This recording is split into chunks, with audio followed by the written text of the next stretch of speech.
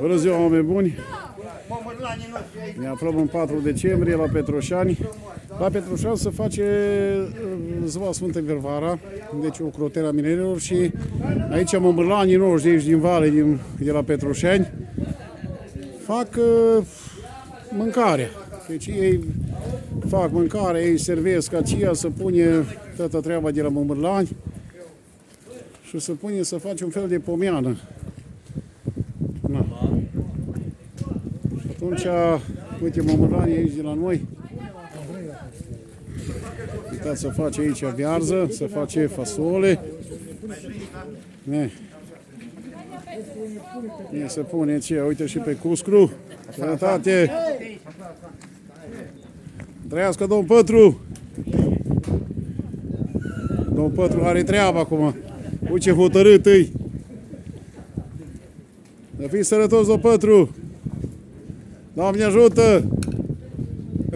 Nu mă bine! Uite-l, măi, fratiu, măi! Băi, moș, șefa, mă, unchiule, măi!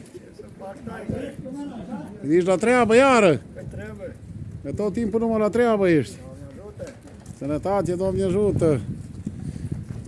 Deci, oameni buni, ce să... Gonzo Carașu vă spune bună ziua și bine v-am găsit la Hramul Sfinte Varvara de la Petroșani, suntem în 4 decembrie.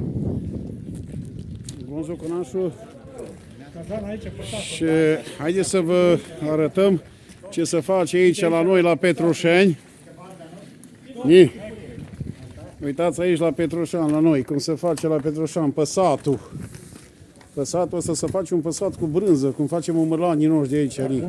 E o zbărabă. Dar acum se face numai ăsta păsat cu zamă și cu zahăr și cu mălai. Cu porumb. Margarină, ia uite. Ce zice moșul? Cum vă numiți? Bună ziua! Strâmbrus. Da. Spuneți, cum se face păsatul ăsta aceea, vă rog frumos? Păsatul ăsta se face... Măcinăm la moară. Așa? După aia trebuie cernut. Așa?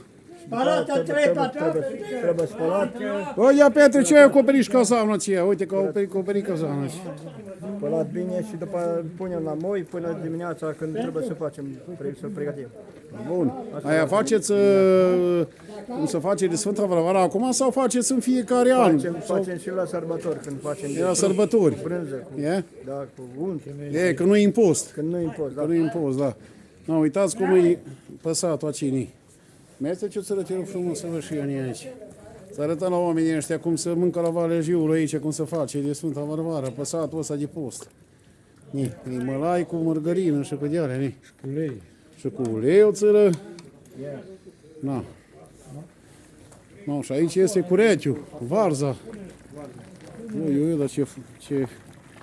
Ui, ce fain e. Ce fain e. No, bine, mă, oameni buni, ce să vă zic? Gonzo Carașu vă spune încă o zi, ziua bună, să vă dea Dumnezeu sănătate. Uitați, mămârlanii noștri aici, care la Valea Jiului de Sfânta Varvara vă face mâncare. Vă poftim de 4 decembrie în fiecare an la Petroșani, la biserica cu Hramul Sfinte Varvara, să poftiți aici la noi, la un păsat, la o varză, o fasolică. Aici vă arăt mesele care se pune. Uitați acelii. Să vedeți tăți. Uitați oamenii lucri. Oamenii care lucră. Uite ce ani. Mămălanii noștri. Uite și pe domnul Ciuc să trăiască, să trăiți. Slavă Nicolae. Doamne ajută. Fugă ăștia tăți. O sănătate și o zi bună vă doresc. Doamne ajută!